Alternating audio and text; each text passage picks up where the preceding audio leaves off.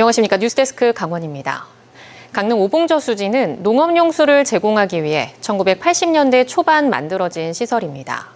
준공된 지 40년이 넘은 낡은 관로에서 물이 아깝게 새는 누수 현상을 막기 위해 관로를 개선하는 사업을 추진하기로 했습니다. 김인성 기자가 보도합니다. 강릉시 성산면의 한 농수관로. 오봉저수지로부터 농업용수를 공급받고 있는데 중간중간 이음새 부분이 파여나갔고 물이 샌 흔적이 확연하게 보입니다. 누수가 많이 생겨요. 여름에는 물이 많이 생기고 겨울 같은 경우에는 고였던 물이 고드름이 생기고. 인근의 또 다른 농수관도 상황은 비슷합니다. 오봉저수지에서 일주일째 농업용수를 흘려보내지 않아 수로 안쪽은 이렇게 바싹 말라 있습니다.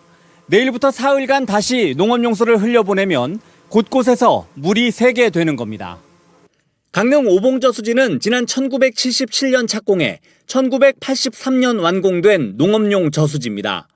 오봉저수지에서 시작해 성산면과 구정면을 지나 강동면까지 16km가량의 농수관도 오봉저수지 조성 당시 만들어졌습니다.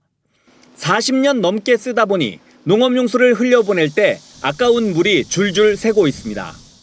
한국농어촌공사가 누수 방지 대책으로 오는 2030년까지 모두 427억 원을 들여 기존 낡은 콘크리트 수로를 신형 관거로 바꾸기로 했습니다. 현재 누수율은 20에서 25%로 추정되고 있는데 사업이 끝나면 10% 이내로 줄일 것으로 기대하고 있습니다. 이 용수로가 설치된 지 이제 40년이 지났기 때문에 이 노후화로 많이 누수가 진행되고 있는 상황입니다. 이 수로를 관수로로 만들게 되면은 이 누수율을 현저하게 낮출 수 있을 뿐더러 농업용수를 아낄 수 있는. 또 장현저수지물을 하루 4,000톤씩 오봉저수지에서 나가는 농업용수 관로로 보탤 계획입니다. 더욱 효율적으로 물을 관리하겠다는 겁니다. 지금 최대한 오봉저수지 나가는 물을 아끼고 밑에 하류하천이나 다른 저수지에서 활용할 수 있는 물을 간선을 올려가지고 최대한 오봉저수지 물을 아끼려고. 29일 기준 15.7%까지 떨어진 오봉저수지 저수율은 31일쯤 15% 선이 깨질 전망입니다. 농어촌공사는 현재 3일 방류, 일주일 단수 조치에서 더욱 나아가 다음 주부터는 3일 방류, 10일 단수로 제한급수를 더 강화하기로 했습니다. 강릉시도 가뭄 대응 단계가 2단계로 격상된 만큼 오는 9월 1일 더욱 강화된 가뭄 대책을 발표할 계획입니다. MBC 뉴스 김인성입니다. 속초의 한 요양센터에서 1년 넘게 옴 질환을 방치했다는 소식 계속해서 전해드리고 있습니다. 첫 보도 이후 해당 요양센터와 병원을 거쳐간 옴 환자가 4명이라고 공식 확인한 속초시는 오늘 해당 요양센터의 환자와 직원에 대한 전수조사를 시작했습니다. 이하라 기자가 취재했습니다. 휠체어를 탄 요양센터 환자들이 피부과로 들어옵니다.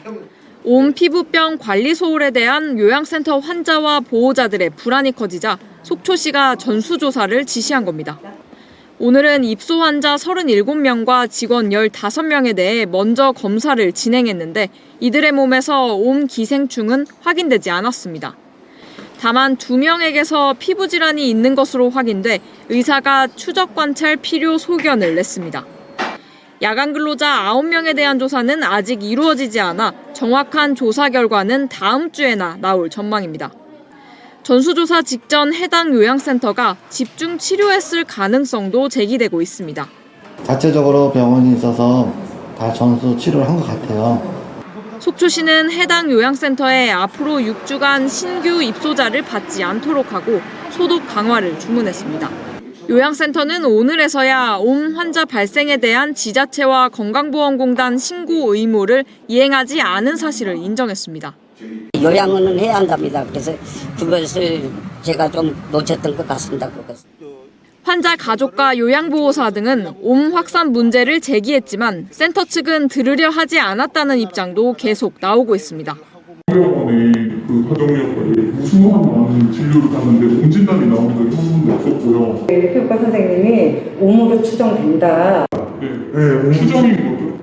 약이 없는 상태에서 딱 엉뚱한 약을 바르고 회의 시간에 회의를 할 때 의견을 냈어요. 출퇴기가 왔을 때 피부 이 얘기를 해서 처방을 좀 받아서 바르자. 근데도 그게 무산이 되고. MBC 취재팀이 확인한 해당 센터 관계자의 옴 발병 기간만 지난해 7월부터 이달까지 1년이 넘습니다. 요양원이 옴 발생 사실을 신고하면 보건복지부의 특별관리 대상으로 지정돼 입소자를 개별적으로 격리하고 코호트 조치까지 내려지는 등 보다 엄격한 방역 지침을 따라야 합니다. MBC 뉴스 이하라입니다. 최근 동해의 한 공장에서 연료용 기름이 유출되는 사고가 있었습니다. 주변 하천으로 유입되지 않은 것으로 확인됐고 방제 작업도 마무리에 접어든 가운데 사후 모니터링과 재발 방지 대책이 필요해 보입니다. 박은지 기자가 보도합니다. 물 위에 기름 제거용 흡착포가 떠 있고 걷어내자 검게 오염된 물질이 눈에 띕니다. 지난 20일 밤 동해의 한 공장에서 기름을 수송 차량에서 탱크로 옮기다 유출됐고 공장 용수를 저장한 연못까지 흘러갔습니다. 연못 바로 옆에는 식수원인 전천과 이어진 신흥천이 있어 주민들이 크게 놀랐습니다. 동해시가 공식적으로 하천 유출은 없고 업체의 연못에만 600리터가량 유출됐다고 확인했지만 불안은 가시지 않고 있습니다. 시민단체에서는 폐유가 유출된 것 아니냐는 의혹이 제기되기도 했습니다. 앞으로 토양 채취를 해서 민간이 같이 합동으로 모니터링 해야 된다고 저는 생각을 하는 거예요. 그래야만이 안전한 거고, 그리고 이 24년도에도 저희가 동해시에 기름 유출된 거를 채취를 해서 줬어요. 이에 대해 업체는 기름 유출 사고 발생은 이번이 처음이라며 유출된 기름도 폐유가 아닌 연료용으로 인증된 재생유라고 해명했습니다. 연못을 통째로 비우고 물과 흙을 교체하는 방제 작업도 곧 마무리된다고 밝혔습니다. 복구 작업은 99%가 완료된 상태입니다. 향후에 그 수질 안정화 작업이 끝나는 것까지 해서 한 9월 1일쯤이면 완전하게 복구가 다 되는 걸로 저를 전망하고 있습니다. 동해시는 연못에서 회수된 흙과 교체된 흙, 물을 모두 전문기관에 의뢰해 검사하고 후속 조치를 결정할 방침입니다. 사고 재발 방지 대책도 요구해 사고 현장에 기름 주입용 장치를 임의로 조작할 수 없도록 잠금 장치가 설치됐습니다. 방제 작업이 잘 이루어졌는지는 저희가 토양과 수질 성분 검사를 통해서 저희가 그 부분을 확실하게 시에서 확인하겠습니다. 시민단체는 동해시와 별도로 사고 현장에서 채취한 토양과 수질 분석을 의뢰하고 감시를 이어가겠다는 입장을 밝혔습니다.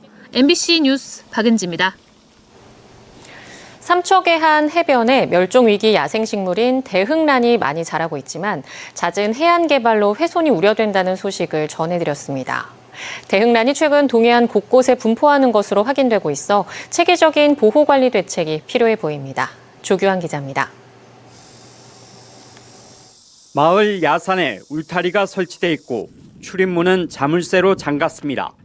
멸종위기 야생식물 2급인 대흥란 자생지여서 보호하는 겁니다. 지난 2009년 환경당국과 주민들이 협약을 맺고 자율적인 보호 감시 활동을 벌이고 있습니다. 이 대흥란 자생지에 대해선 환경당국과 전문가들이 매년 두세 차례씩 모니터링을 실시하고 있습니다. 최근 모니터링에선 대흥란이 울타리 안뿐만 아니라 밖에서도 자라는 게 확인됐습니다. 야생 동물에 의해 대흥란이 넓게 퍼진 것으로 추정됩니다. 보호시설 설치하게 되면 내부로는 동물이 이동하거나 또는 움직이지 못하기 때문에 그 외부로 그 분포 범위가 이렇게 확대되는 그런 경향을 나타내고 있고요. 이렇다 보니 환경단체들도 인위적인 보호시설을 설치한 것에 대해 부정적인 시각을 갖고 있습니다. 보호시설이 훼손을 막을 수는 있지만 오히려 생육이나 서식지 확대에 방해가 될 수 있다고 우려합니다. 울타리를 이용한 보호 방법은 가장 1차원적인 보호 방법이고 지금부터 우리가 해야 될 거는 거기에 그 생태 환경에 따른 그 보존 방법에 대해서 다시 한번. 대흥란은 최근 삼척뿐만 아니라 동해와 강릉, 옥계 등 동해안 곳곳에 분포하는 것으로 확인되고 있습니다. 이 때문에 전문가들은 자생지에 대한 외부인 접근과 개발 사업을 줄이고 생태 환경을 건강하게 만들어야 한다고 조언합니다. 개발 사업에 의해서 분포지 그 태육지 전체가 훼손되지 않도록 관리하는 게 필요하고요. 종의 이동과 관련된 여러 가지 생태계의 단절이라든지 그런 걸 회피할 수 있는 그런 노력이 필요한 것 같습니다. 멸종위기 야생식물 대응란은 자생지를 벗어나 이식한 사례를 거의 찾을 수 없어 보호 관리를 잘하는 게 매우 중요합니다. MBC 뉴스 조규환입니다. 강릉의 가뭄 상황이 악화되는 가운데 강원도가 정부에 강릉 재난사태 선포를 건의했습니다. 김진태 지사는 정부와 지자체가 함께 모든 역량을 집중해야 할 시점이라며 정부가 극심한 가뭄을 겪는 강릉에 신속히 재난사태를 선포해달라고 밝혔습니다. 재난사태로 선포되면 정부 차원의 지원이 이루어지고 인력, 장비, 물자 동원과 응급 지원, 공무원 비상 소집이 가능합니다. 강릉시가 대형 숙박시설 관계자들을 초대해 가뭄 극복 간담회를 열고 자발적인 절수 동참을 호소했습니다. 강릉시는 객실 생활용수는 물론 수영장이나 스파 등 상수도 사용량이 많은 대형 숙박시설들에 일시적으로 관련 시설 운영 중단을 요청하는 협조 공문을 보냈지만 현장 확인 결과 여전히 관련 시설들을 운영하고 있다며 다시 한번 절수 동참을 요청하기로 했습니다. 강릉시는 대형 숙박업소들의 절수 동참이 현재 가뭄 위기를 극복하는 데 절대 필요하다며 적극적인 동참을 호소했습니다. 강릉시가 지난 24일부터 28일까지 개최된 2025 애틀란타 ITS 세계총회에 참가해 2026 강릉 ITS 세계총회를 홍보했습니다. 김상영 강릉시 부시장, 최익순 강릉시의회 의장 등으로 구성된 강릉시 홍보단은 애틀란타 총회 폐막식에서 내년 강릉 총회로의 초청 인사를 하고 강릉 총회 홍보 영상을 상영했습니다. 강릉시는 다음 달 초 2026 강릉 ITS 세계총회 행정지원단 회의를 열고 부서별 중점 추진 과제를 점검하며 조직위원회는 10월에 출범할 예정입니다. 동해시가 소비심리 회복과 소상공인 중소기업의 경영 안정을 위해 총 375억 원 규모의 민생경제 활성화 대책을 마련했습니다. 우선 내수 소비 촉진을 위해 9월부터 12월까지 동해페이 인센티브 지급률을 기존 10%에서 20%로 대폭 상향합니다. 강원뉴스 마칩니다. 시청해주신 여러분 고맙습니다.